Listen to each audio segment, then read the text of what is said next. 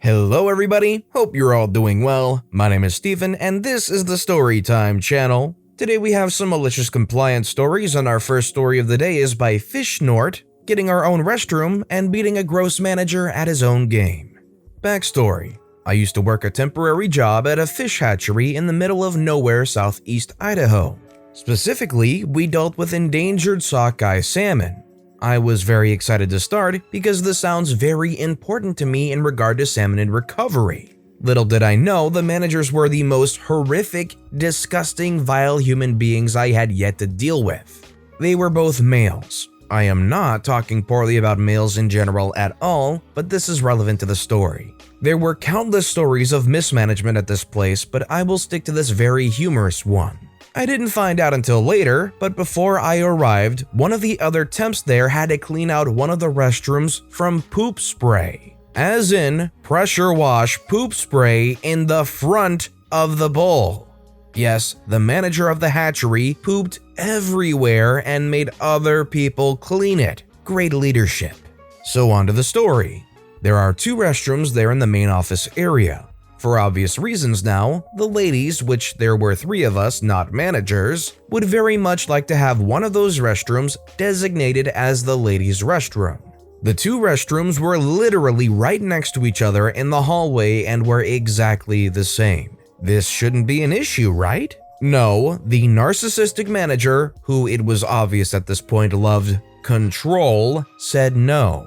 There is no reason to have 2 different restrooms, they should be used for everyone equally. So for weeks, we sat there, our desks were just down the hall from the restrooms, and watched him use them both, hear flushing, and then immediately he would exit. My point, it was now obvious that in addition to leaving them in disgusting condition, he was not washing his sausage beaters after touching everything in there. Awesome. The other ladies got frustrated, I got frustrated, and then creative. He wanted us all to use the restrooms equally? Alright, we will use them equally. Before I start, I will say that I lived on site and thus opened up the building and got there before everyone else in the morning. Everything was able to be done craftily before dawn. So I went to the nearest town after work one day, a 45-minute drive away, to the Walgreens. I purchased every female-oriented product they had and began my plan. I started small. I put a box of XL super heavy flow tampons in one of the restrooms on the counter. Did the manager budge? He made it a point to now go only in that restroom. Perfect. And creepy and disgusting, but whatever. In the period of the next 2 to 3 weeks, I kept putting a product or 2 in there after every few days. Slowly and purposefully upping the pressure, like a vengeful anaconda. The next was bright red lipstick next to another XL box, but one of those adult-sized, super heavy flow pads. Did not deter the manager. I upped my game to spraying the most obscene, flowery scents in there every morning and leaving the perfume bottles next to the sink. Got nothing except a, "Wow, it smells nice in there." Lol, really? Gross. At this point, at least the assistant manager was avoiding this restroom like the plague. Alright, at this point we have been having fun with this for about 2 weeks or so with minimal results. Time for the squeeze. I took the most obvious bottle of douche I could find and sprayed the contents into the toilet, leaving the empty bottle right on the top of the toilet next to the box that very clearly said douche. Next to that, an open container of flowery Vagisil that had obviously been used recently. That may have been enough, but I also sprinkled some of the tampons all over the sink. After opening a few for max effect, we sat and waited like predators. On cue, upon arriving to work, the manager went to the specific restroom. Anticipation. After about 3 to 4 full seconds, he came out and without looking at any of us, shuffled quickly into the other restroom right next to the first one. This was the one we initially proposed as the male bathroom before any of this occurred. I think we were all crying from trying not to laugh, but I don't remember specifics. Just the feeling of victory. The manager did not speak to us for at least a week. which was more than we asked for, and didn't look at us for at least another week or so. And he never went into that restroom again, despite us removing our products and arsenal as they had done their job. It was a smooth and swift finish, and our objectives were met.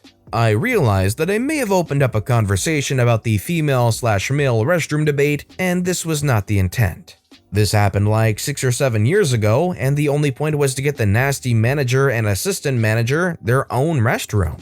Thank you all for reading. I have other great stories of the Satchery, so you may hear from me again soon. So without wanting to cause too much drama, I'm purely curious.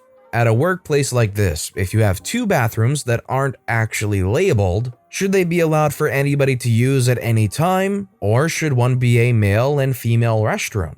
To be fair, I can see the merit of allowing anybody to use them at any time. If it's a single-person bathroom and somebody's using the other one, you'd want to be able to just go right into the other bathroom and use it, right? The only part it falls apart is where people are disgusting and don't clean up after themselves. Which, if it's obvious who's doing that, I think it's completely acceptable to publicly shame them because, come on, you gotta do better than that. Let me know your thoughts in the comments down below. Our next story is by underwhelmingolive. Sure, I'd be happy to fill out your forced surveys. I used to work for a company that was huge on employee surveys. We had these surveys daily that we couldn't opt out of, sometimes more than 1 time per day. It was a crappy system, but that's for another day. Most of these were management and team-related questions. They were anonymous in that our managers can't see who submitted what on a survey. They went to another small team that sent them to higher-level management. I answered one and told my manager in a monthly one-to-one meeting about it. It asked about an aspect of my job I was having an issue with. He told me that I answered it correctly, whatever that's supposed to mean since he can't view them anyway. He then explained to me that these surveys directly relate to his job performance, so I was right to talk to him about it. No problem, as at the time I generally got along with my manager and my team. During this meeting, he expressed as long as we got all our work done, we got a full 40 hours in, and if there was support on site, we could leave early on Fridays. So I did exactly that. I communicated with everyone that I was leaving early. All work was done, no projects were critical, all 40+ hours accounted for, and there was still site support available if something went wrong after I left. I did this a couple times per month, for several months, always communicating, always getting in my full hours, etc. Then one day I got called into a phone meeting about my job performance. My manager asked if I left early last week. I told him yes, and that I followed our agreed upon policy that we discussed in our one-to-one meeting. He replied by asking if I had written proof he told me that. Apparently this freaker left that out of our meeting notes. My fault, I guess, for not ensuring that it was noted in our meeting minutes. We also went into a discussion about my team cohesion, which had never been an issue prior. It was pretty clear he was fishing for issues that weren't there. I was heated up for a shouting match, but I kept my cool. The next morning, he emailed me a transcript of our phone meeting. Except, he reworded everything I said and changed his questions to create a conversation that never happened to shift the narrative in his favor. I forwarded that email to my personal email address and wrote a polite email correcting him on everything we spoke about, including my responses and his questions he left out word for word. I also forwarded that to my personal email address in case HR ever needed to get involved. Any respect to him, now completely lost, and his management quickly went from mediocre to pure crap. Now back to the surveys. Since these are anonymous and directly affect his job performance, I started answering honestly about his lack of leadership, dishonesty, etc. This went on for about 3 to 4 months before I left. Good luck with a whole quarter of bad survey responses about your management abilities. This was a very small team. My responses made up about 35% of his surveys for our team. I know there were others who were unhappy and answered honestly on those surveys as well. Rest in peace, your next performance review. And I won't be there for you to take your anger out on either. Let's be real, nobody likes to do a survey. That said, this story highlights a very important thing you have to do when you work in any environment. Always get everything you can in writing, always keep a paper trail, and make sure what was said is on that paper trail, because you never know when that can really save your butt, like it could have in OP's case here. Our next story is by DrMedBayBitch.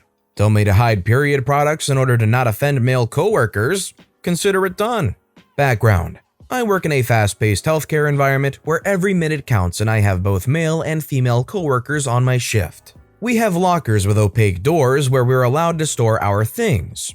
When I'm in the office area, I leave mine unlocked for easy access, and I've started keeping a box of tampons in my locker. I've told my female coworkers if they're in a hurry and need a tampon, they're welcome to just open my locker when it's unlocked and I'm in the office, and take one, no problem.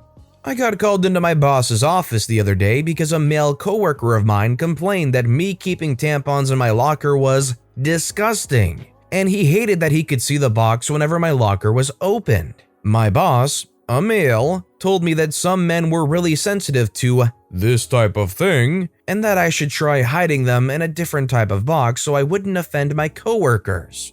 I asked what the point was because my coworkers would see someone reaching into a crackers/Pop-Tarts etc. box and taking out a tampon instead of food anyway. My boss got all huffy and told me that it was for the best and I needed to do it. Well, fine. I made a cover for my tampon box that said, Mother Earth's Bloody Nutrients Bars, with extra gooey, nutritious filling, with a photo of a bloody bathtub, and placed it on the box. That was 2 days ago, and I saw the male coworker open my locker, trying to be sneaky, and he paled when he read the box, got all angry, and I received an email from my boss that my cover wasn't funny and that I need to take it down. So I emailed our HR person a copy of the email, as well as a summary of what happened and photos of the lockers, the box, and the cover. I also suggested that the male coworker sit somewhere where he didn't have a direct line of sight to my locker if it really offended him so much. She thought it was freaking hilarious and said I followed my supervisor's instructions, and so I was fine.